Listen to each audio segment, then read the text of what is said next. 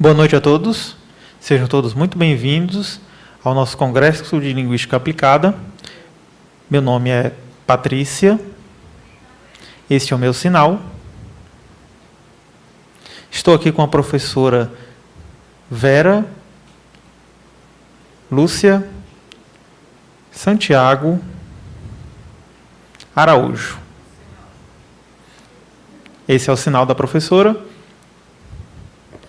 E eu vou explicar brevemente um pouco da bio da professora e seu currículo. A professora Vera Santiago possui graduação em legendagem, em letras, pela UFC. A professora Vera Santiago possui mestrado em língua inglesa pela Universidade Estadual do Ceará. Doutorado pela USP. E, atualmente, a professora é coordenadora do grupo de pesquisa em legendagem e audiodescrição. É pesquisadora do CNPq, com foco em tradução e tradução audiovisual, em legendagem e audiodescrição. A professora irá falar sobre tradução audiovisual durante o período de pandemia. Então, por favor, a professora Vera Santiago tem a palavra. Agradeço a sua participação e pode ficar à vontade. Boa noite. Com muita satisfação, né, que, mais uma vez, no CBLA, fui convidada para dar uma palestra. No CBLA passado, eu coordenei o simpósio de tradução. Fiquei bastante feliz, não é, porque foi mais ou menos um aceno para a nossa área dentro do CBLA. E agora, nessa segunda participação no CBLA, a palestra sobre a pesquisa em tradução audiovisual acessível em tempos pandêmicos. Então, os slides já estão aqui, não, né? Sim, os slides, por favor. Sim, a pesquisa em tradução audiovisual acessível em tempos pandêmicos. Pode ir, Pati. Então, aí são os patrocinadores, os laboratórios, né, o grupo LEAD, Legendagem e Audiodescrição, o Programa de Pós-Graduação em Linguística Aplicada, o POSLA, o Programa de Pós-Graduação em Educação, o PPGE, os dois aqui da UES, o Grupo de Pesquisa Tradução e Semiótica, da qual o LEAD é uma linha de pesquisa, mas devorou tanto o grupo de pesquisa que acabou todo mundo intitulando o grupo de pesquisa como LEAD e não como Tradução e Semiótica. O Laboratório de Tradução Audiovisual, o LATAV, e o Laboratório Experimental de Rastreamento Ocular, o LERO. Pode ir, Pati. Então, eu queria começar falando sobre quais são os pressupostos, né, em que é que se baseia a pesquisa em tradução audiovisual acessível TAVA na UES. Então, em legendagem para surdos e ensurdecidos, que chamamos de LSE, audiodescrição, AD, e tradução audiovisual em língua de sinais, TAUS, que é, digamos assim, é a área mais recente, em parceria com a UFC, com Patrícia, e todos os seus orientandos do programa de pós-graduação e estudos da tradução POET. Então, nós estamos começando, porque, na verdade, o Libras, a tradução e interpretação em Libras, ela é muito voltada para palestras, para atividades no Congresso. Então, agora começa em todo o Brasil a discussão sobre essa tradução audiovisual em língua de sinais para o entretenimento, para o cinema, para a TV e para as lives. Aliás, começou nas lives, né, o trabalho dos intérpretes, e essa sigla, Tradução Audiovisual em Língua de Sinais, TAUS, foi proposta pelo Vinícius Nascimento, que ontem participou de uma mesa redonda, né, junto aqui com Patrícia e a professora Deise Silveira, da UFBA. A formação de legendistas, audiodescritores e tradutores audiovisuais em língua de sinais comprometidos com a acessibilidade à pesquisa. Então, nós, voltando a 2008, quando a audiodescrição entrou, não é, como objeto de pesquisa dos laboratórios, do LATAV, na época, só, tá? E se começou a trabalhar, a apresentar para os produtores culturais de Fortaleza esse tipo de tradução, legendagem para surdos e ensurdecidos, audiodescrição, para que esses produtores culturais se sensibilizassem com a acessibilidade. Então, fizemos festival de cinema, fizemos teatro, fizemos exposições de arte, né? E isso tudo agora, na verdade, foi bastante importante para o Nordeste e para o Ceará termos protagonismo nessa área, tanto no que diz respeito à pesquisa, quanto no que diz respeito ao serviço de acessibilidade. Então, esses legendistas, esses audiodescritores, esses tradutores e intérpretes audiovisuais em língua de sinais, são todos comprometidos com a pesquisa e com a acessibilidade.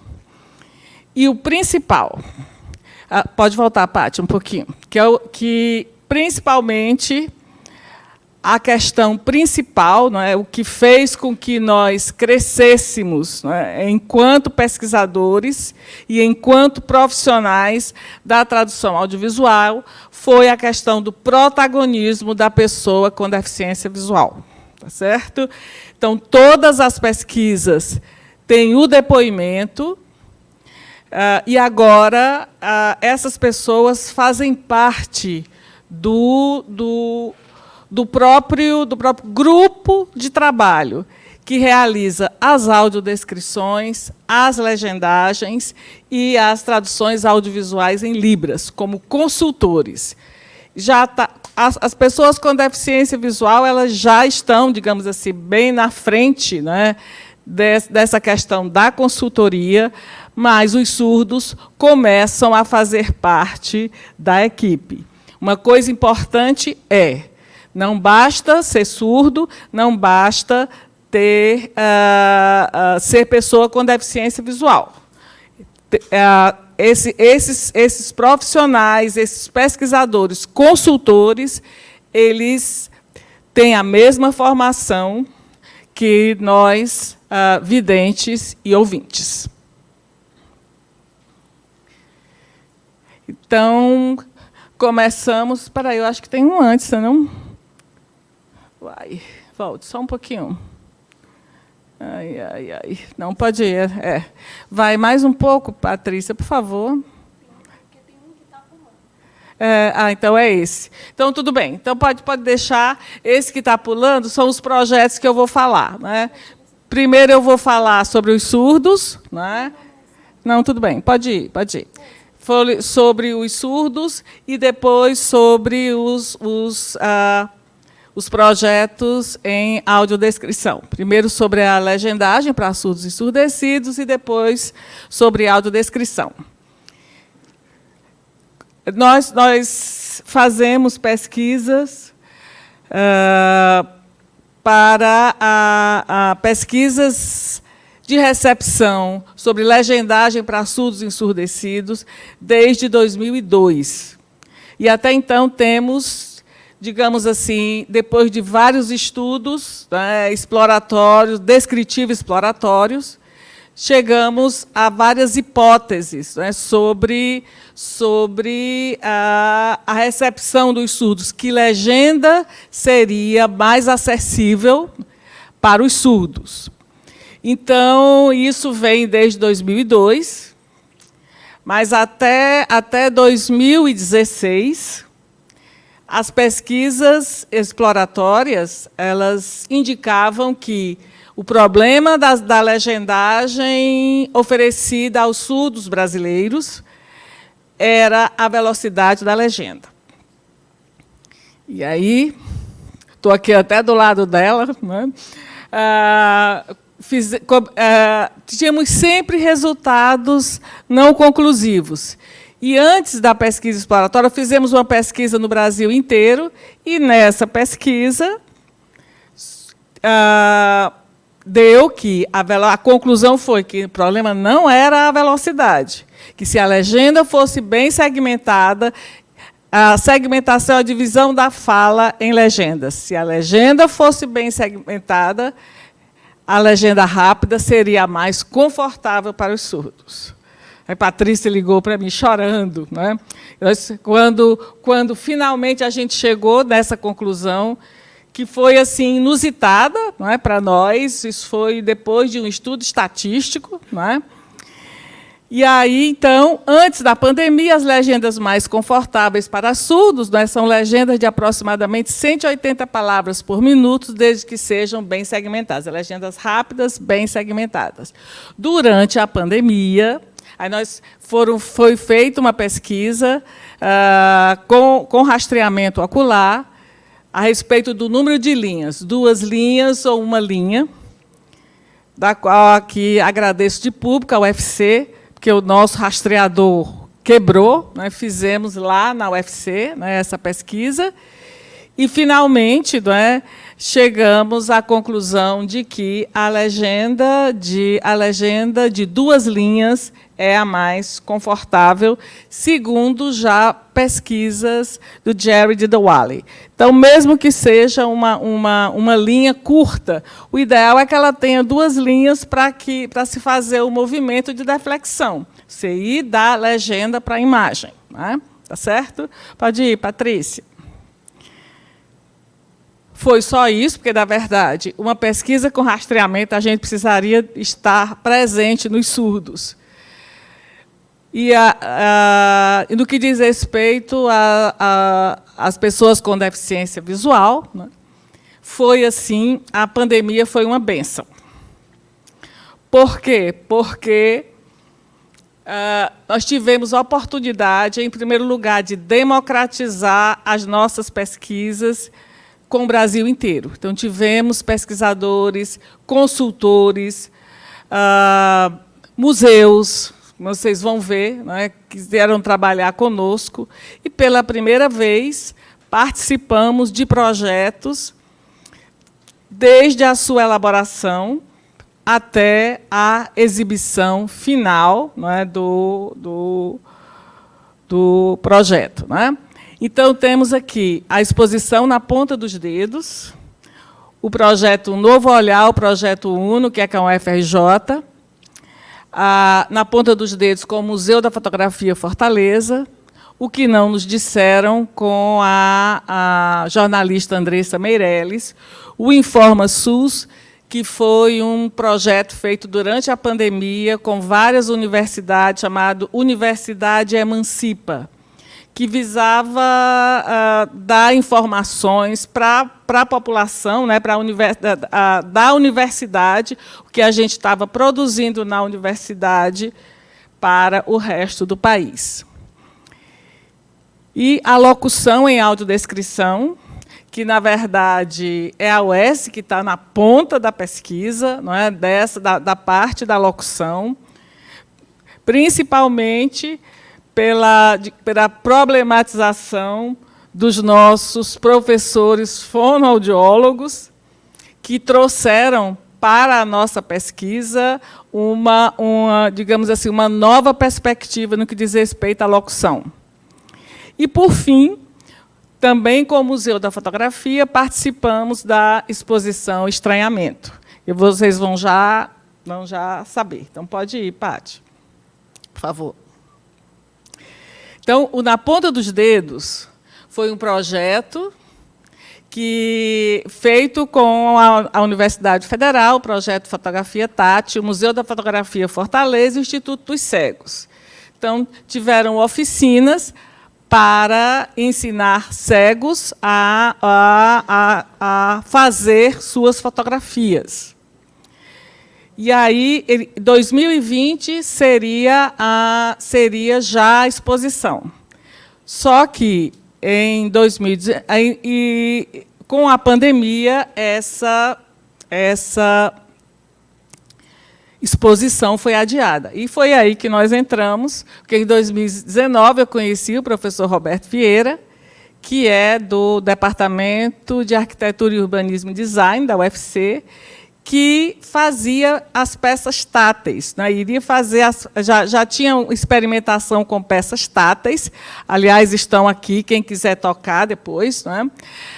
Com peças táteis, e iria, não é, fazer as peças táteis, e a parte da audiodescrição seria só o que eles chamavam de legenda, uma descrição mínima. E aí nós nos conhecemos em 2019, participamos de um seminário, e, com a pandemia, nós resolvemos trabalhar juntos a audiodescrição e com as peças táteis. Isso, fizemos uma formação. O Saulo está aqui presente, eu não coloquei o MAUC, né, o Museu de Arte da UFC. Fizemos essa formação juntos, né, a Sala Aldemir Martins, pelo MAUC, e 10 fotografias da exposição Na Ponta dos Dedos. Depois fizemos outra formação só na ponta dos dedos, com mais 10 fotografias. O importante disso é que o Museu da Fotografia Fortaleza e o MAUC fizeram uma grande divulgação, e tivemos pessoas do Brasil inteiro, pessoas da comunidade, que nos ajudaram a trabalhar nessas fotografias e a trabalhar a audiodescrição dentro da Sala Aldemir Martins, do MAUC. Então, isso foi fundamental, né, para que a gente tivesse, digamos assim, um crescimento e, principalmente, a participação das pessoas com deficiência visual num projeto em que eles eram protagonistas. Então, a parceria com o Museu da Fotografia, o projeto Fotografia Tátil, o Museu da Fotografia Fortaleza, com o MAUC, que eu não coloquei aqui, porque nós ainda estamos em processo, não é, Saulo? Se Deus quiser, no próximo ano, já estamos trabalhando num aplicativo do MAUC, com os principais pintores do MAUC. Estamos praticamente terminando, né, os 5 principais, e estamos planejando uma exposição com audiodescrição e peças táteis no MAUC, né? Então, duas formações com todos os participantes, audiodescritores, consultores, profissionais e bolsistas do design, museólogos, educativos de museus e a comunidade em geral. Então, a exposição foram 20 fotografias, acessibilidade por audiodescrição, peças táteis e rastreamento de toque. Pode ir, Paty, por favor. Então, aí está a exposição. Vocês estão vendo que a fotografia está menor do que a peça, por causa do... A peça é o mais importante por causa do protagonismo da pessoa cega. Por isso que o museu, né, o Museu da Fotografia Fortaleza, pensou em fazer essa bancada e com os fones do lado, os fones para audiodescrição, para poder a pessoa tatear a peça e ouvir a audiodescrição.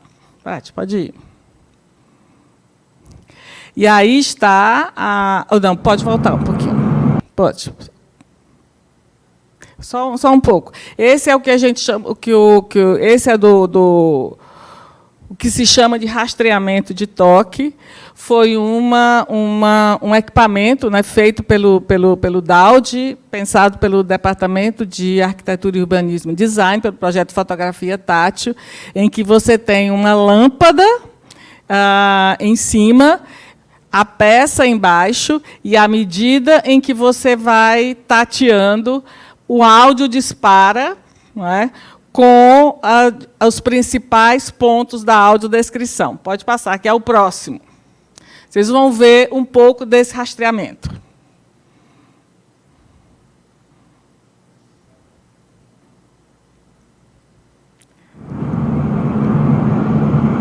Base de concreto de cor verde em formato oval. Representação das manchas em tons escuros de preto ou marrom. Pata dianteira direita dobrada com manchas em tons escuros de preto ou marrom. Então, são os principais pontos, podem ser mapeados até 10 pontos. O objetivo é dar mais autonomia à pessoa com deficiência, que ela teve já a audiodescrição, a peça tátil, se ficou alguma dúvida, o rastreamento ajuda. Não é? Pode ir, Patrícia. Esse projeto, o Novo Olhar, é um projeto com a UFRJ, temos aqui a Stephanie, né, que faz parte dela. Né?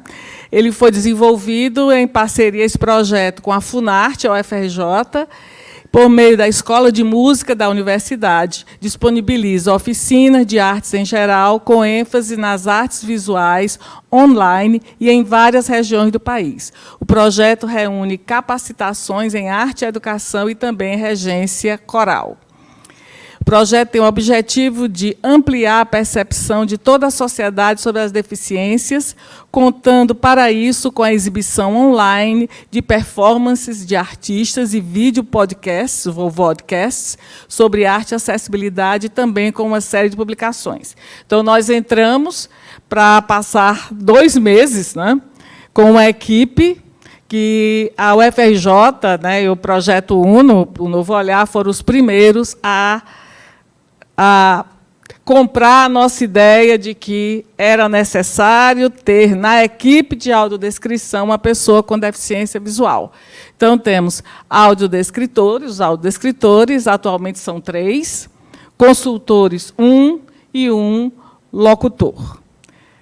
E isso está sendo, já estamos no 2º ano, né, desse projeto Novo Olhar, né, Stephanie? Então, até então, tinham tido várias e várias tentativas de acessibilização, e a nossa, não é, foi a escolhida justamente por causa da equipe e por causa da sempre discussão, não é, de cada um dos passos que a gente vai dar. Não é? Então, pode ir.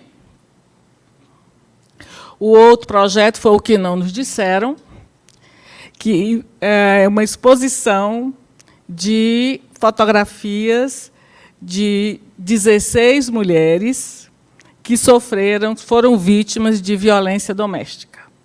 O projeto visa em que as mulheres não sejam vistas, né, somente como mulheres que sofreram violência, mas como mulheres plurais. Então, todas as fotografias, vocês vão ver uma aqui, elas são já das mulheres, né, as mulheres já empoderadas e já prontas para seguir em frente. Né?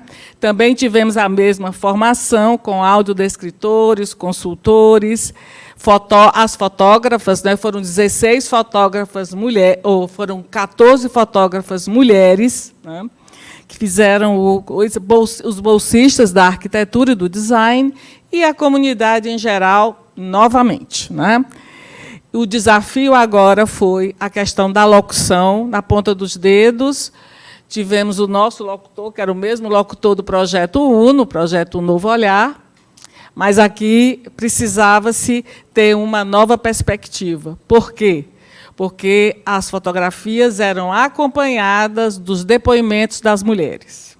Eu até pensei na hora, né, e falei, não, a gente pode colocar uma atriz para o depoimento. Ela disse, não, eu tenho compromisso, Andressa, eu tenho compromisso com essas mulheres de que a voz delas apareça. Então, nós tivemos que trabalhar com isso, e o que decidimos foi as 3 vozes femininas envolvidas no processo. A pessoa com deficiência visual, que fez a parte da contextualização, fotografia de Salete por Delfina Rocha, que é o nome da fotógrafa, né? O depoimento da mulher e, por fim, a nossa locutora, que também era uma mulher. Então, as 3 vozes envolvidas no projeto. Pode ir. Então, essa é a fotografia, essa é Salete. O depoimento dela é que ela sai, né, de casa somente com os 3 filhos e um ventilador. Daí a fotografia dela. Eu tenho na parte de baixo o ventilador, né, que o ventilador tem o vento do ventilador solta os cabelos dela, não é? Ela está com uma blusa nesse decote, não é? Desse decote canoa, isso, decote canoa, sorrindo, maquiada, linda, maravilhosa. Tá certo? Então, a nossa audiodescrição, né, ela contemplou esses aspectos. Houve uma grande discussão sobre como descrever essas mulheres, como essas mulheres se identificam, né? A maioria delas eram negras, tínhamos uma mulher trans, uma mulher surda. Por isso é que ela está, digamos assim, ela esteve no Fórum Clóvis Bevilacqua, agora está na Procuradoria-Geral do Estado do Ceará, principalmente para chamar a atenção, não é, dessas mulheres, e principalmente da mulher com deficiência, a mulher surda, né, que através do depoimento da Kátia, né, que era surda, que estava que foi fotografada, ela começou. Aliás, quem quiser saber mais dos depoimentos em Libras, é só acessar a mesa que houve ontem, que Patrícia fala sobre isso, né? A mesa sobre audiodescrição, legendagem e janela de Libras, né? E isso tem ajudado bastante, né? No fórum, na Procuradoria não está disponível, né? Não está acessível ao público, a Procuradoria está usando justamente para fazer esse tipo de acompanhamento das mulheres, né? Mas, no fórum, a gente teve várias visitas guiadas dos funcionários do fórum, de escolas. Então, a gente viu muitas pessoas, o filho, não é, cuja mãe era agredida e ele acabou agredindo o pai. A mulher que foi agredida e que o marido está preso e agora vai sair. Então, na verdade, a exposição ela mostra as várias fases da lei, das várias itens da Lei Maria da Penha, violência moral, violência patrimonial, não é? Mostrando para as pessoas que a violência não é só física, né? Existem vários tipos de violência contra a mulher. Então, esse foi um projeto para nós muito caro, não é? Muito, nos impactou bastante enquanto pesquisadores, foi uma grande quantidade de gente, mais de 70 pessoas envolvidas, porque na ponta dos dedos, aliás, gente, deixa eu fazer uma propaganda, ele vai amanhã para o Ministério Público, que fica no Cambeba, e vai ficar do dia 11, que é amanhã, até o dia 5 de dezembro. Então, quem quiser, na ponta dos dedos, ele vai estar lá, aberto ao público, de 9 às 16 horas, de segunda a sexta. Ok? Pode ir, Patrícia.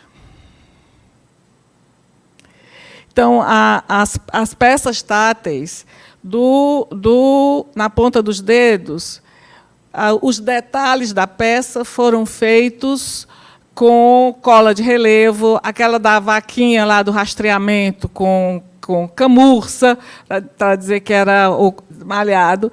E, dessa vez, a opção foi pela impressão 3D. Então, nós tem três fotografias da peça. Primeiro, como a gente pensou que seria mais legal, que é praticamente uma reprodução em 3D da peça. Só que a nossa consultora, a pessoa com deficiência, disse: olha, ficou difícil para mim saber o que era detalhe, não é? E o que era pele, né, da pessoa. Né? Então, nós decidimos deixar o rosto, né, pele, para audiodescrição, e o resto dos detalhes ficaram na peça tátil. Ok? Pode ir, Paty. Então, está aí a exposição. Agora era o contrário. Agora o protagonismo era das mulheres. Tá certo? Eram gigantes as fotografias, as peças e a audiodescrição. Vocês estão vendo aí do lado a fotografia gigante, essa fotografia de Muriel, e a peça do lado com o fone para audiodescrição. Então, também a exposição foi pensada no sentido do protagonismo. Esse é o Informa SUS, né, que é o grupo chamado Universidade Emancipa. Então, nós também, junto com a UFC, né, nós fizemos a parte de audiodescrição, a UFC da legendagem e Libras também, né, participou da parte de Libras. A Libras foi o UFSCar, tem razão, foi o Vinícius Nascimento. Então, acessibilizamos rodas de conversa, material bibliográfico, apresentação em PowerPoints, filmes e cartazes de divulgação. Isso, na verdade, quando começamos na ponta dos dedos, que começaram as lives, não é não, Gel? Começamos a discutir como seriam esses cartazes, como seriam o que é que seria importante. Primeiro as informações e depois a descrição da arte. Né? Isso tudo já foi com a ajuda dos nossos consultores que estavam trabalhando conosco na ponta dos dedos e lá da sala Aldemir Martins. Pode ir.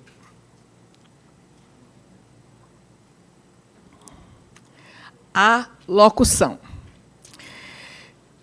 A locução em audiodescrição, você faz um roteiro e esse roteiro é narrado. Né? Então, a gente achava que esse roteiro, praticamente todas as pessoas envolvidas, tanto na pesquisa quanto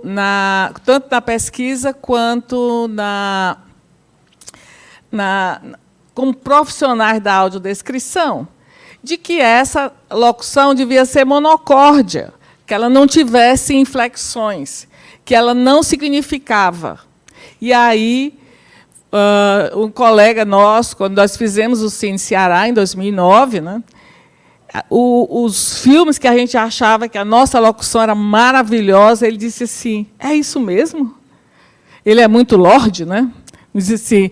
Aí ele disse: não, assim como? Ele disse: assim mesmo, sem nenhuma inflexão, sem você colocar nenhum sentido. E aí ele começou a trabalhar com isso, né? E chamou né, que fez começou conosco, né, como consultor e acabou fazendo doutorado conosco, que terminou durante a pandemia, chamado Programa para Audiodescrição de Filmes, Programa para Locução de Audiodescrição de Filmes. Foi o Charleston Palmeira, né? Aliás, ele está em todas, né? Ele está na ponta dos dedos, chamamos Charleston, no que não nos disseram, chamamos Charleston. Não é? Apesar de ser filmes, não é? Os fonoaudiólogos, e ele trabalha com a locução artística. Não é? E nos disse uma coisa muito importante, que tinha uma discussão. Eu chamo locução, chamo narração. Ele disse, uma locução é uma narração com interpretação. Então, você precisa colocar sentido nessa locução, tá certo? E isso, na verdade, tem sido um aprendizado. Ele, digamos assim, ficou mais forte na pandemia, porque ele fez uma oficina da qual convocamos audiodescritores, consultores, pessoas com deficiência visual do país inteiro. E aí, todo encontro remoto, ele estava num lugar, as pessoas em outro e o técnico em outro. Adivinhem quem foi que saiu melhor na locução? As pessoas com deficiência visual. O técnico não acreditou. E aí teve muita gente que disse, né, muito PCDB chegou para mim e disse, não, Vera, eu sou consultor, eu vou só entrar lá, mas eu não tenho condições de fazer uma locução. E isso, na verdade, foi uma grande surpresa e, para nós, uma grande alegria. Né? Então, mais uma, digamos assim, um benefício que eu acho que, se não fosse a pandemia, nós não teríamos. Né? E eu tive agora, né, esse ano passado e esse ano, no festival, mas foi ano passado que eu fui, acho que foi a primeira atividade presencial que eu fui. É um festival chamado Ver Ouvindo, que é de filmes acessíveis. E a maioria dos que fizeram a locução eram pessoas com deficiência visual. Esse que disse que não ia foi o primeiro. Né? Então, isso é uma satisfação imensa, né, para nós. Né?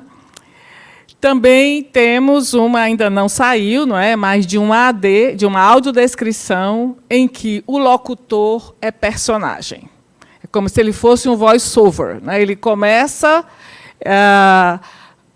falando como audiodescrição normal, como se ele não fosse ele, e depois vai se envolvendo na audiodescrição como se fosse um personagem. Então, nós estamos trabalhando ainda nisso. Né? E a locução agora, tudo isso, né, na ponta dos dedos, foi o Charleston correndo, foi o que nos disseram, principalmente foi o Charleston. Agora, a nossa próxima problemática é trabalhar a locução para a obra de artes visuais. Se teremos parâmetros sistemáticos ou não, qual a diferença disso para os filmes, porque até então é o Charleston que chega para nós, não, essa voz aí não. Eu não, com a loucura do início da exposição, eu disse, eu não posso trabalhar essa voz está muito infantil, essa voz está assim. Né? Então, agora, nós vamos começar a trabalhar nas vozes, tá certo? Nas vozes, e em como a gente pode formar essas vozes. Tem muito poucos locutores, né, de audiodescrição. Os que têm são mais, digamos assim, na própria iniciativa deles. Não é?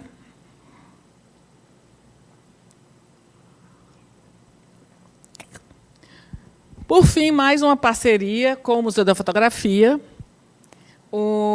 de um fotógrafo chamado Boris Kosoy, de uma exposição chamada Estranhamento.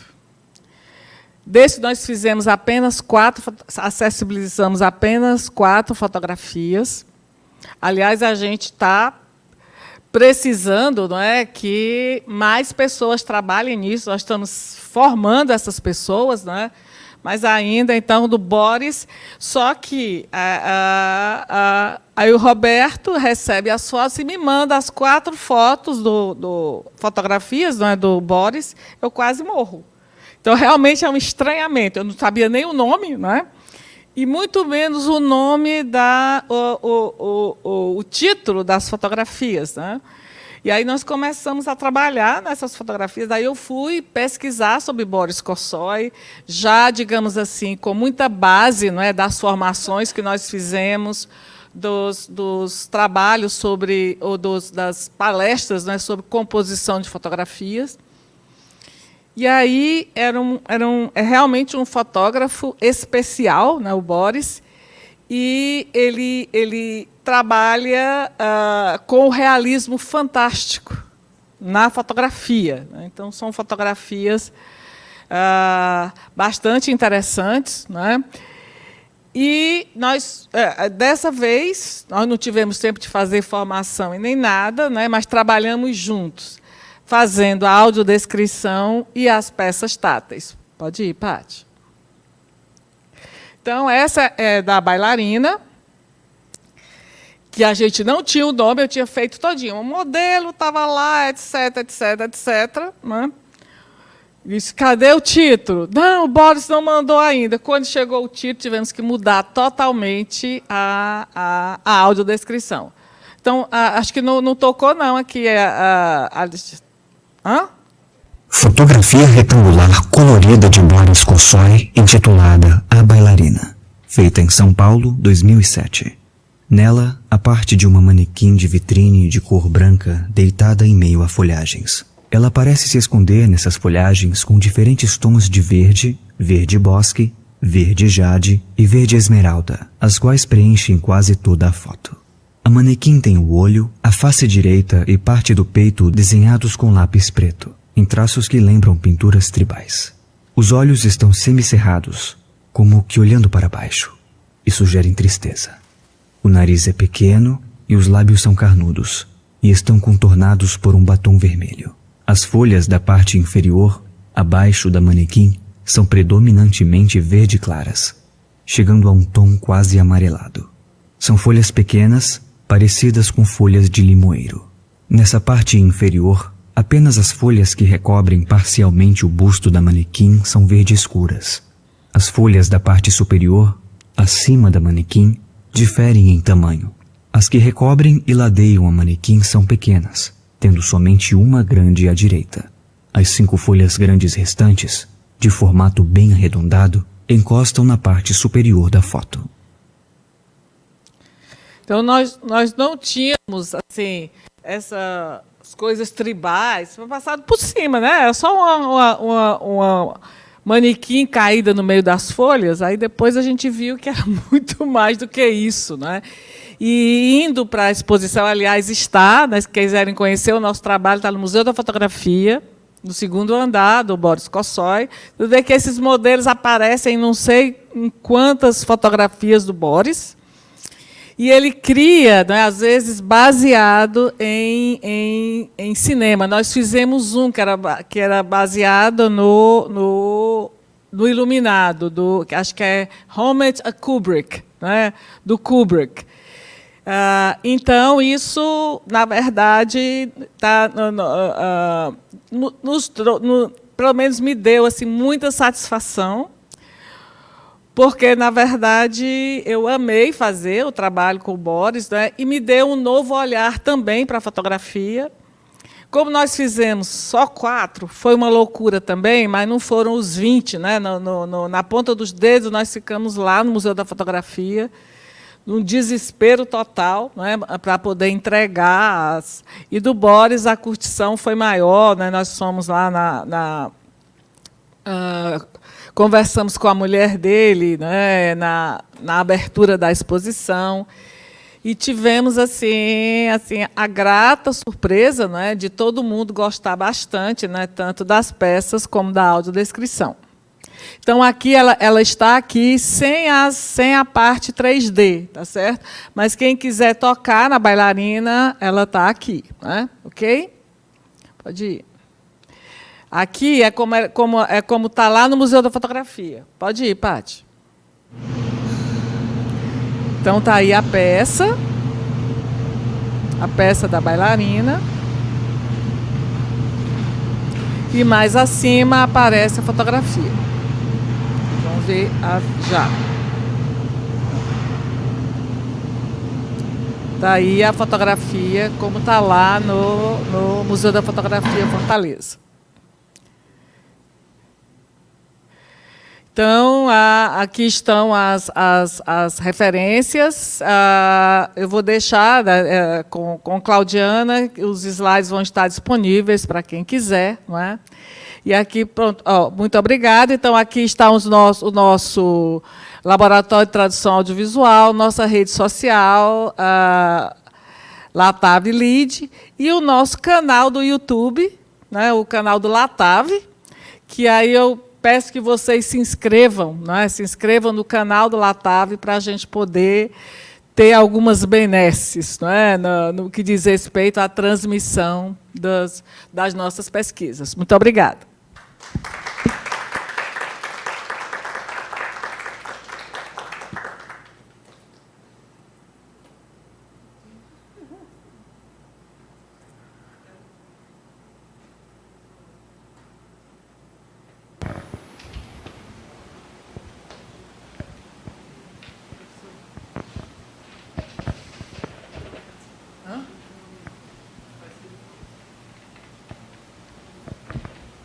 Então, gostaria de parabenizar a professora Vela pela sua apresentação. Foram, durante 2 anos de pandemia, um período muito difícil, né? Mas, mesmo em casa, muito trabalho, muita pesquisa sendo feita, da professora, em parceria com várias universidades, alunos de pós-graduação, pesquisadores da área, professores de outras universidades que colaboraram nesse processo, nessa pesquisa tão importante. Importante principalmente para a sociedade e para a acessibilidade. Então, gostaria de abrir o espaço agora para perguntas da nossa plateia. Os que estão presentes aqui, que quiserem fazer algum comentário, alguma pergunta. Também as perguntas estão abertas para as pessoas que estão assistindo a nossa apresentação. Nós estamos também recebendo as perguntas. Então, primeiramente, quero perguntar se aqui, dos que estão presentes, alguém tem alguma pergunta. Pode vir aqui à frente. Enquanto ele vem, gente, nós vamos deixar as peças aqui. Temos peças do Malc, do Aldemir Martins, e da bailarina. Para quem quiser, depois da palestra, tocar e ouvir a audiodescrição também. Estamos preparados aqui para quem quiser tatear as peças, tá? Eu quero. Boa noite, né, primeiramente, para todos. A minha pergunta é sobre como é esse processo de tradução, porque eu imagino que eu acho que qualquer pessoa, né, vê uma imagem e já interpreta, é meio que automático, né?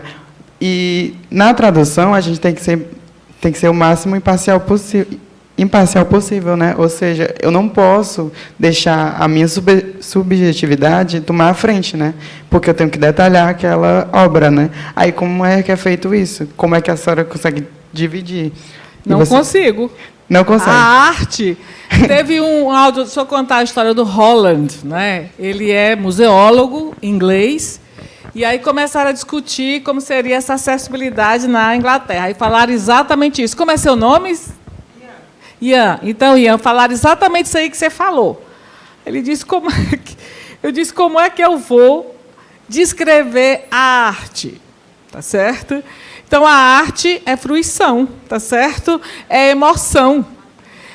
O que nós fizemos foi, primeiro, trabalhamos com teorias de multimodalidade, principalmente de Cressy Van Leeuwen para fotografia e do O'Toole para pinturas, né? Basicamente para guiar o olhar do audiodescritor.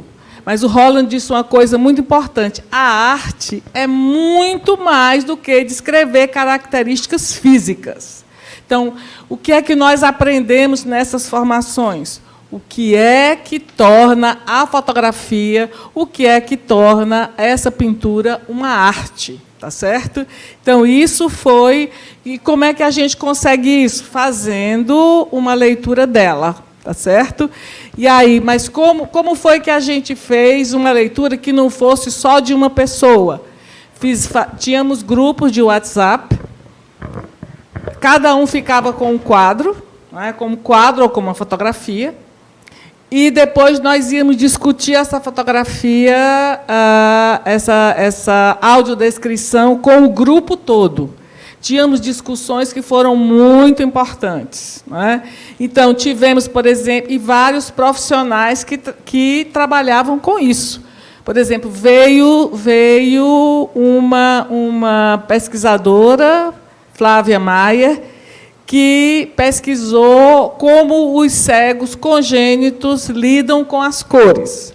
Uma das coisas importantes é tanto que, na ponta dos dedos, os cegos ficaram tão empolgados que, quando chegou no que não nos disseram, que eram preto e branco, eles queriam ver as fotografias coloridas, de tal importância que faz isso, que são as cores, não é? E aí tivemos, o principal era que as cores eram associadas a algo. Por isso que vocês ouviram aí, verde, jade, né? Não sei se prestaram atenção. Verde, esmeralda, isso é tudo Rebeca, que é a nossa consultora cega, né?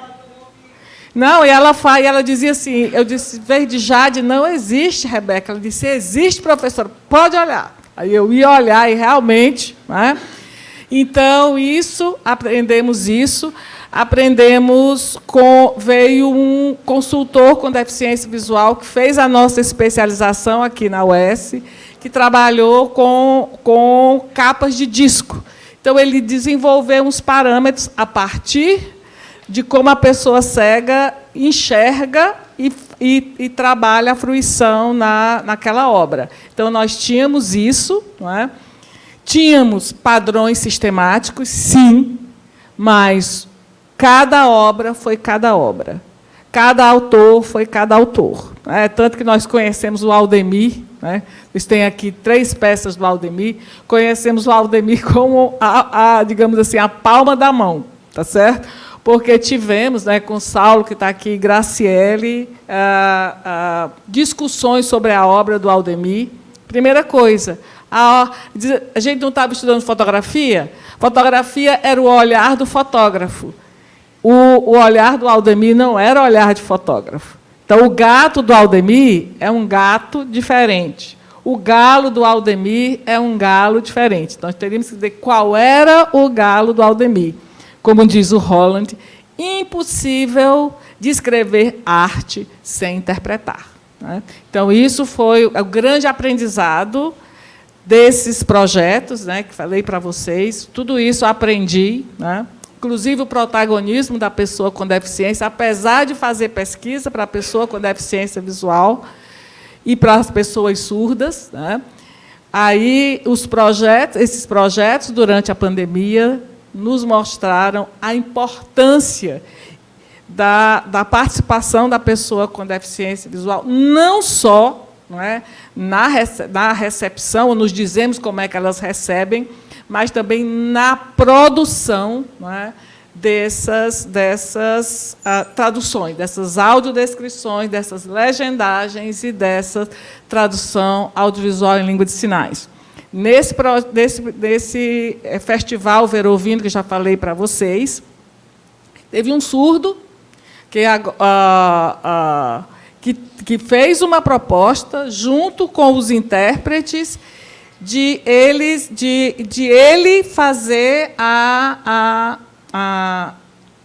tradução, não é, fazer a TAUS, discutindo com o intérprete o intérprete dizendo para ele como achava que deveria ser, e ele colocando eu nem me lembro qual foi a palavra, colocando o meu jeito, não é, de traduzir.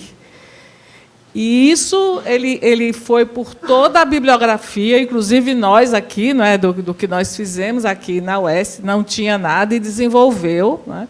Então, eu acho que esse protagonismo deu potência para o trabalho e, principalmente, deu potência para a formação tanto dos profissionais como dos pesquisadores. Então, nós temos a pergunta da professora Claudiana.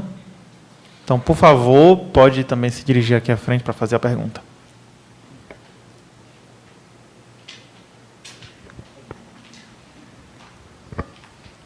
Bom, boa noite. Eu quero parabenizar a Vera por essa excelente palestra. Eu estou apaixonada pelo trabalho desse grupo, que eu penso, se eu não tivesse que fazer mais nada na vida, eu iria aprender a fazer isso. Porque é maravilhoso, né, perceber a relevância desse trabalho numa sociedade capacitista como a nossa, que não reconhece, não é? Enfim, e com arte, então, eu acho assim, de uma grandiosidade. Mas a minha pergunta era sobre, porque é uma pesquisa-intervenção, né? Ao mesmo tempo que é uma pesquisa, que é o que eu acho, assim, o que eu acredito agora é esse tipo de pesquisa, né, que de fato você vê a mudança social, você vê a prática, não é? Mas como que você, com um grupo, assim, porque você tem mestrandos, tem doutorandos, e pelo que eu vi, para você preparar uma exposição dessa, graduandos também, né? Uhum. Para preparar uma exposição dessa é um trabalho muito coletivo e medonho, né, com muita gente. Como é que, ao mesmo tempo, eles estão preparando essa exposição e como é que cada um encontra ali o seu caminho de pesquisa? Era assim uma pergunta sobre curiosidade. Certo. Primeiro, sobre a pesquisa e intervenção. Por que se tornou a marca do LEAD? Quando eu comecei a fazer pesquisa, né, com legendagem, que sempre foi a minha paixão, foi meu doutorado foi em legendagem, eu resolvi trabalhar com a legendagem para surdos e ensurdecidos, né, com o sistema de closed caption, no ano 2000, quando eu voltei e comecei a trabalhar no pós-lá. E aí fui para o Instituto dos Surdos, para chamar para pesquisa, para fazer a pesquisa de recepção, e os surdos entravam e saíam da sala. Ah, pesquisa com televisão, eles entravam. Ah, pesquisa, eles saíam. Já estavam de saco cheio, né, de pesquisador que chegava lá, inclusive duvidava até da cognição deles. Aí me disse uma coisa, né, depois que eu já tinha conseguido os meus participantes, né, me disse uma coisa que acabou se transformando no lema da pesquisa. Ele disse: quando é que a nossa vida vai melhorar? Então, onde eu ia, eles iam, onde eu ia falar sobre o assunto, eles iam. Eu voltei para o Instituto dos Surdos várias vezes para mostrar os resultados. Ainda hoje são parceiros, né? Mas, então, a intervenção é fundamental. Trabalhar com a pessoa com deficiência, na verdade, fazer diagnóstico, sinceramente, fazer diagnóstico sem você apresentar uma solução é complicado. Teve muita gente, já teve gente que fez mestrando, doutorando, graduando, que tentou fazer pesquisa sem entrar em contato com a pessoa com deficiência. Quase que não consegue, tá certo? Então, eu ia, por exemplo, para o teatro, ia fazer uma peça com surdos, por exemplo, né, ou com cegos. Ia fazer uma peça com audiodescrição. Iam todos os pesquisadores. Entrar em contato com a pessoa com deficiência, ajudar com o fone, ajudar no transporte, porque, às vezes, a gente ia para um lugar. A primeira peça que nós fizemos foi no Teatro César de Alencar, num anexo chamado Morro do Ouro. Então, o teatro nos deixou entrar, com acho que mais de 20, 25 pessoas com deficiência visual, nos deixou entrar pela porta principal, porque a entrada era meio complicada, né? Mas a gente teve que passar por uma escada. Então, eu e mais meus 20 pesquisadores, né, tinha gente que não gostava de ir, né, mas eu achava que era importante. Mesma coisa com os surdos, nós fomos fazer uma legendagem, né, para surdos no Cuca, Barra do Ceará. Foi todo mundo, não só quem fazia pesquisa com surdos. Então, quem faz parte do LEAD já sabe. Tanto trabalha com legendagem quanto com audiodescrição, porque participou ativamente das pesquisas do outro e das ações que fizemos. Essas ações foi também, além de mostrar para os produtores culturais o que seria um filme, uma peça de teatro, uma exposição acessível, também problematizar algo real, não é? Você trabalhando. E aí, Claudiana, foi desses na ponta dos dedos e no que não nos disseram, já tivemos vários e vários mestrandos, doutorandos, né? E gente que fez o seu TCC de graduação baseado nisso, né? Então, para nós, esse é o nosso jeito, não é, de fazer pesquisa. E, na pandemia, porque a gente fazia, digamos assim, uma pesquisa, por exemplo, pesquisa de filmes. Mas quem trabalhava nos filmes eram depois já os profissionais, e agora não, estamos todos juntos, né, até o final. É tanto que fizemos atualmente, o Clístenes, né, que é um dos nossos pesquisadores, fez um curta sobre a audiodescrição de um grupo de dança em cadeira de rodas. E aí ele fez, aí disse: professor, agora precisamos acessibilizar. Na hora, apareceram, olha, fizemos em tempo recorde, em uma semana, porque foram muitos, né? Inclusive, a Taos, não é, que tinham ganho, a Grace Kelly tinha ganhado um prêmio, não é, nesse festival que eu fui, foram 2 cearenses. A Grace Kelly, que é do LEAD, e o Vinícius Schaeffer. Eu fiquei, todo mundo disse, olha, lá do Ceará, e eu nem conhecia, a Grace eu conhecia, eu disse, olha, a Grace é lá do meu grupo, mas o Vinícius não. Então, o curta é uma Taos em que ela vai de acordo com a pessoa que está falando. Se é uma bailarina, ela vestia a roupa de bailarina, uma coisa incrível, não é? A legendagem, ele precisava conversar a legendagem com essa Taos, não é? E aí dizia assim, não, professora, não dá certo, porque eu disse, está cortando. Aí foi toda uma discussão nossa, ficou lindo. E a audiodescrição, a locução, não é? Que tanto tinha a do Clístenes ainda ao vivo e a nossa gravada. E aí, no dia, o Cine São Luís abriu as portas para nós, fomos para o Cine São Luís fazer o lançamento desse curta, e o Clístenes fez ao vivo. Então, os bailarinos que não tinham ouvido a audiodescrição ficaram emocionados, né? Ele fez ao vivo, enquanto eles estavam fazendo ali uma parte da cena. A bailarina, né, que trabalhou com ele, né, junto. Então, assim, de ação em ação, não é? A gente vai formando, como eu disse bem no começo, pesquisadores e profissionais, legendistas, audiodescritores, tradutores audiovisuais em língua de sinais, né, que comprometidos com a pesquisa, com a acessibilidade, e eu ainda esqueci de colocar aí, com a arte, né?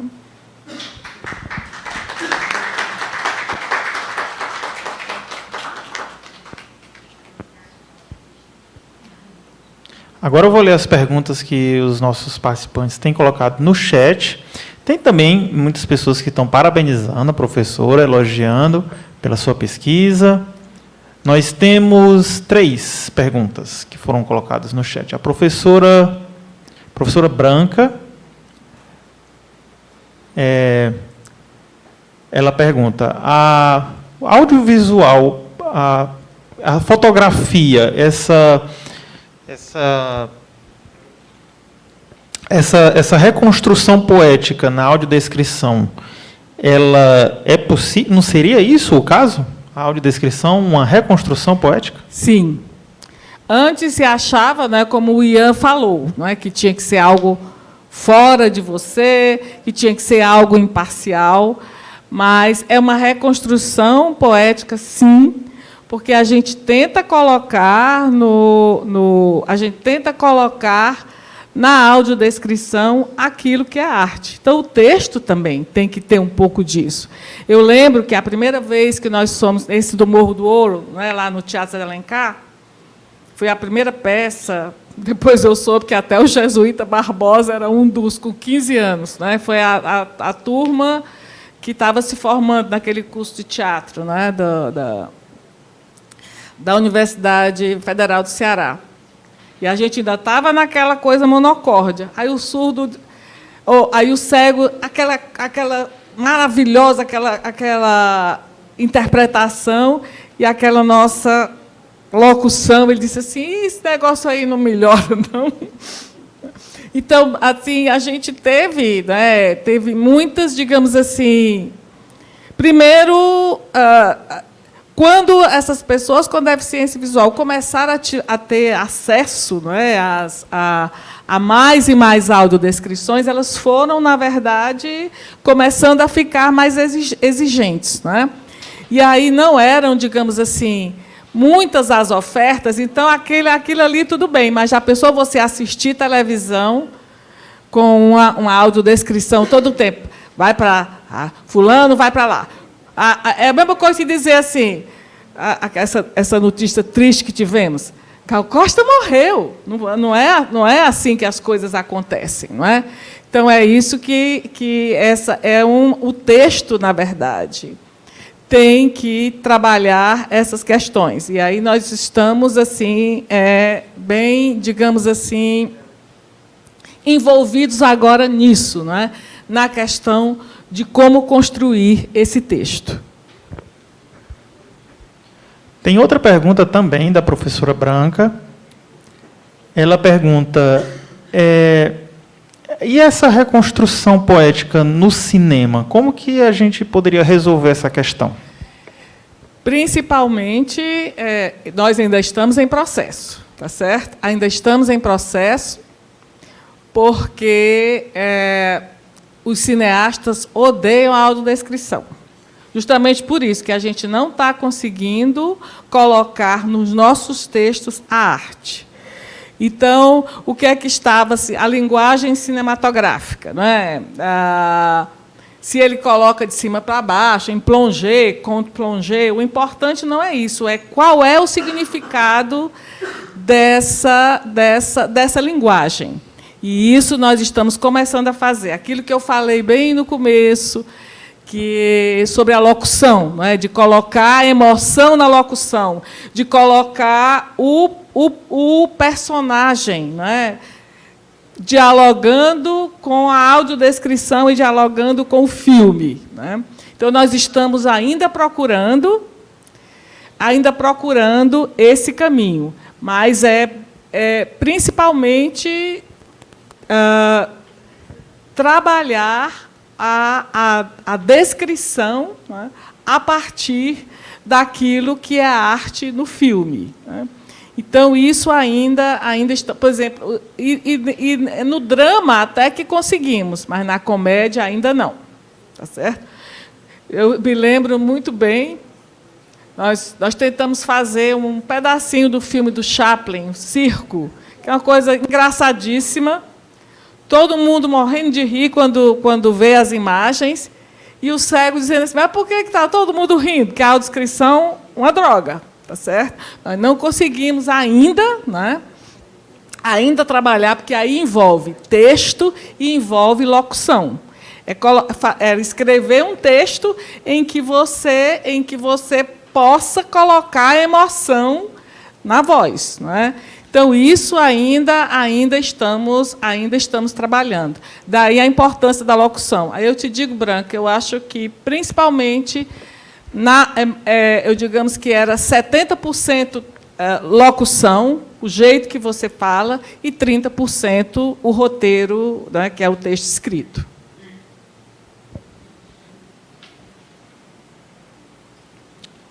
Agora, a gente pensando também na questão da tradução para a língua de sinais, né? Porque, por exemplo, agora eu estive aqui sinalizando, o Diego está fazendo a minha voz, e no meio de uma palestra isso é normal, mas imagina só num filme, né? Um surdo sinalizando e o intérprete tendo que fazer a tradução voz. Será que o ouvinte ele sentiria a mesma emoção que o surdo está tentando transmitir em língua de sinais? É algo para se refletir. A pesquisa em audiodescrição, ela também conversa com as pesquisas em tradução e interpretação de língua de sinais.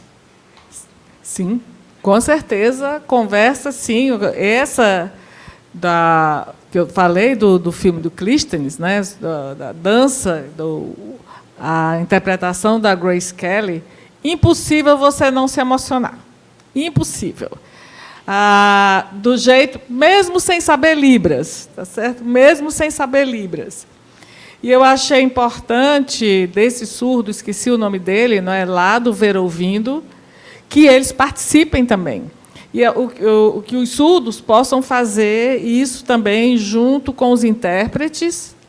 E é algo muito novo. É algo muito novo que nós aqui do LEAD ainda não tínhamos trabalhado, estamos trabalhando juntos, não é, com a Patrícia e com o Vinícius, que também estava nessa mesa de ontem, então, quem quiser saber mais sobre isso, não é? Então, é um trabalho mesmo de início. A TAUS, esse foi o Vinícius que deu, né, que criou essa sigla, criou também uma TIAUS, que é Tradução e Interpretação em Língua de Sinais, que isso tudo começou, a TAUS começou com as lives da pandemia, as lives das músicas. Então, não dava para você fazer a interpretação em língua de sinais de uma live paradão, a da música, né? Então o intérprete dança, o intérprete cria algo, não é, cria uma performance também para a letra junto com a melodia, não é? Tá certo? Então isso é algo que a gente está começando, não é, a aprender, não é? E aí eu acho que a discussão é uma só, né? Tanto para legendagem para surdos e ensurdecidos, como a tradução audiovisual em língua de sinais, a TAUS, como com a audiodescrição. Né? Então, nós estamos assim agora, né, graças à pandemia, trabalhando essas questões. Está tudo aí, né? Está tudo aí para a gente problematizar, e é isso que está, na verdade, agora acontecendo nos trabalhos, né, nos trabalhos em audiodescrição, principalmente. Né? E eu acho que na TAUS, mais que na audiodescrição, a TAUS está crescendo, né, e está chamando a atenção, e principalmente a adesão, né, de vários intérpretes, porque talvez aquele intérprete mais tradicional acho que não deva, etc., etc., mas a adesão é grande. E isso está sendo muito, muito importante, né, nessa discussão. Eu me lembro agora de um surdo, da professora Kátia, que ela participou da tradução desse projeto sobre violência doméstica. Então, foi feita a audiodescrição e, na tentativa de compreender, para que fosse feita a tradução para a língua de sinais, ela queria também passar a emoção daquele sentimento, mais adaptada à realidade da cultura surda, tudo através da língua de sinais. Então, eu achei importante lembrar da professora Kátia, que também tem participado desse processo. Nós temos aqui a terceira pergunta, também da professora Branca.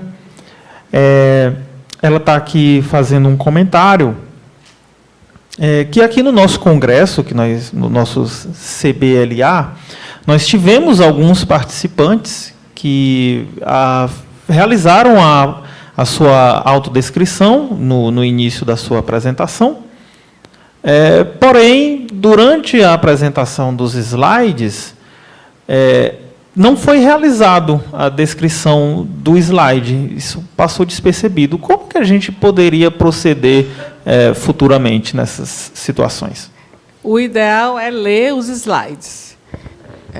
E o ideal é ler os slides e depois o próprio palestrante fazer a descrição, né?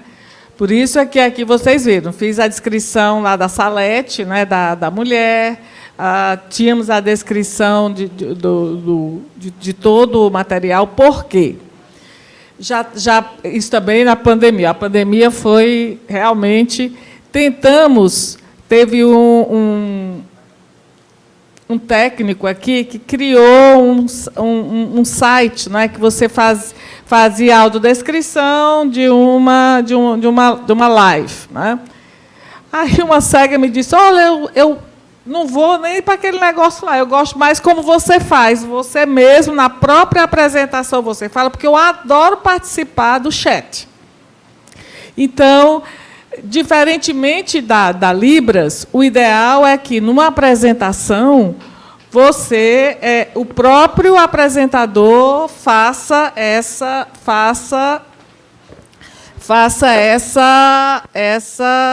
acessibilização para os cegos, né? Então, isso também a gente aprendeu, não é? Durante a audiodescrição. Agora, foi feita nos debates, né? Foi feita a audiodescrição nos debates. A gente ainda não sabe, mas vários de nós aqui participaram, mas sempre um audiodescritor e uma pessoa com deficiência visual. Talvez até na hora para dizer, olha, isso aí está acontecendo, não é? Mas, assim, não temos uma posição quanto no que diz respeito à apresentação, tá certo? De apresentação de slides, mas nós estamos fazendo assim, lendo, né, os slides, acessibilizando quando as imagens são importantes, né? Então, é assim que a gente está procedendo, mas não, digamos assim, não é nada conclusivo. Mas é uma problemática que a pandemia trouxe. E essas palestras remotas, eu acho que vieram para ficar, né? Esses encontros remotos vieram para ficar. E aí eu acho que a gente pode encontrar essas soluções. O que a gente está fazendo é trabalhando com as pessoas que estão apresentando, que esses slides sejam acessibilizados. O mais possível, branquinho, com o texto, né? Aí tinha um pouquinho de decoração, mas não era importante, né? Que foi para marcar que era a logo do CBLA. E, por falar nisso, eu esqueci da minha autodescrição, né? Então, lá se vai, Branca, ainda bem que você me lembrou, né? Então, eu sou morena, né? Tenho cabelo Chanel abaixo da orelha, estou usando óculos de aro escuro, né? Daqui você se enxerga a minha camisa, né, do CBLA, com a camiseta branca, com a logo, né, do Congresso. Aí estamos no auditório aqui, a gente vê um jarro de flores à esquerda, à direita está a Patrícia, e estamos aqui na mesa, né, e do lado esquerdo estão os nossos queridos Diego e Sara, os nossos intérpretes, da qual eu agradeço agora em público.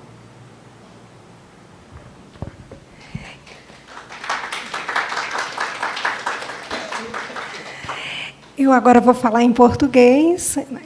Nós estávamos aqui com os alunos do Letras Libras, né? E enquanto eles estavam, são alunos surdos, enquanto eles estavam aqui, eu quis sinalizar.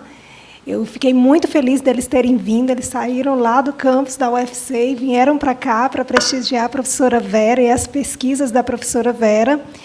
E eu queria saber se alguém tem mais alguma pergunta. Pronto, a Stephanie também é aluna do Letras Libras. Pode vir aqui, Stephanie. Boa noite. Pelo que eu vi, né, assistimos agora, são pesquisas e projetos recentes, né, de 2 a 3 anos atrás, né? E como a professora acabou de falar, tem uma resistência por parte dos artistas, né? E são projetos, assim, uma área recente, né?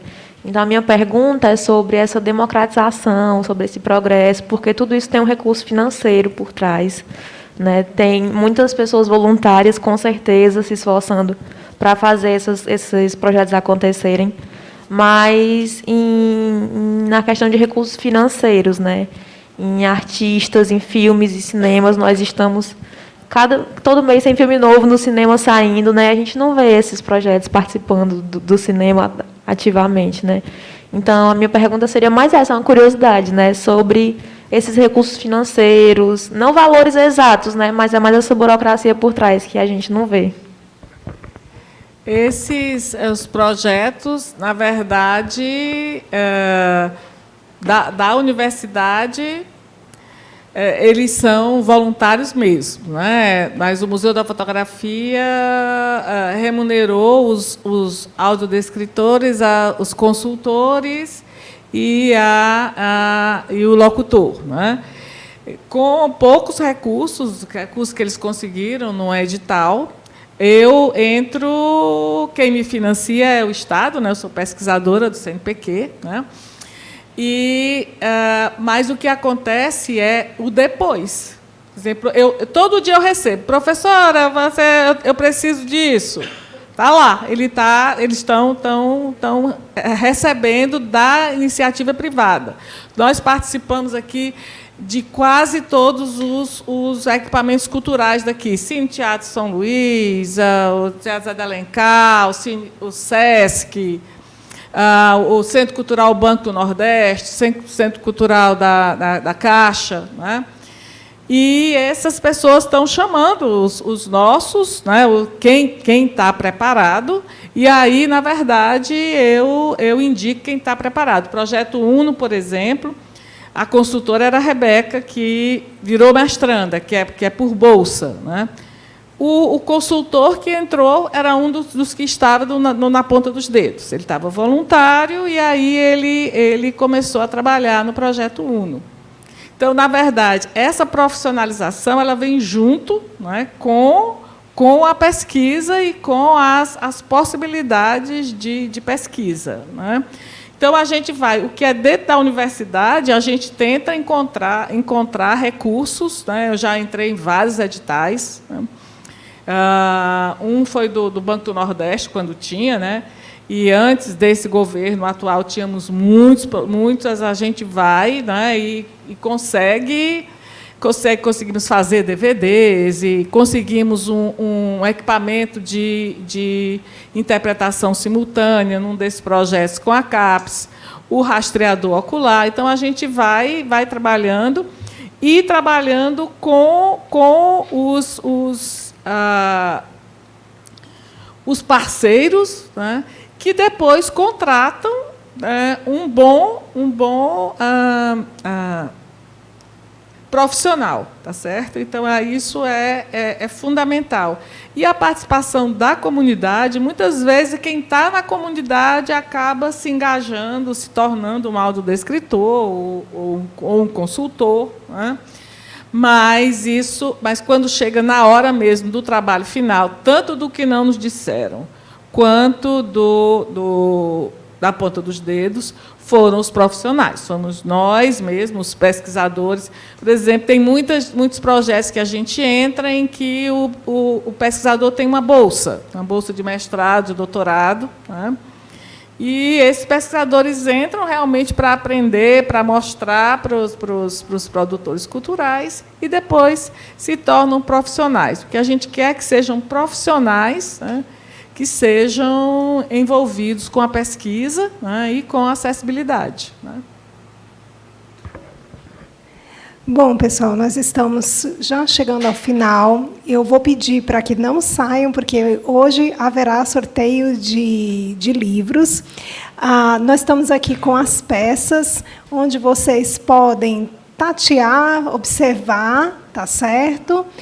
Fiquem à vontade. Eu quero agradecer imensamente à professora. Temos também uma apresentação de poesia. Tá? Eu quero agradecer imensamente à professora Vera. A professora Vera foi minha orientadora durante 13 anos. Né? Então, eu sempre digo que tudo que eu sei, eu aprendi com ela. E eu tenho um orientando que está defendendo ainda esse mês, que ele diz assim... Mestrado. Foi na especialização, mestrado e doutorado aqui na UES. E eu tenho um orientando que está seguindo o caminho que eu segui com a Vera, e ele está seguindo comigo. E aí ele fala que tem horas que eu viro a Vera, né? Eu estou orientando, ele disse assim, eu não sei se você é a Vera ou a Patrícia, porque vai viver assim, porque foi a única orientadora que eu tive, você vai ter que se acostumar. Também estou aqui com a minha orientanda, né, que a gente fala que são os netos da professora Vera. E eu quero agradecer imensamente também aqui ao grupo de intérpretes. Eu acho que nós somos 16 intérpretes, uma equipe de quase 16 intérpretes, e trabalhando direto no grupo de WhatsApp para acessibilizar todo esse congresso. Então, agora eu vou deixar vocês com o grupo de poesia, que também terá tradução em Libras, tá? E depois vocês podem vir tatear a professora... Além disso, além das peças, que já todo mundo já pode vir, a Dilamar também vai fazer um sorteio de livros, tá certo? Ok? Tá certo. Então, muito obrigada, boa noite, obrigada, Diego e Sara, tá? Mais uma vez. Então, agora entra o grupo, né, que vai apresentar a poesia, uma encenação, e o intérprete, que é o Bruno.